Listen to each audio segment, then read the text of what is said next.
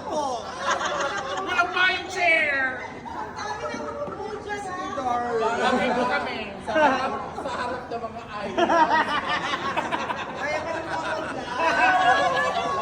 Kaya yan. Ito lang din, ano, viral sa TikTok. Okay,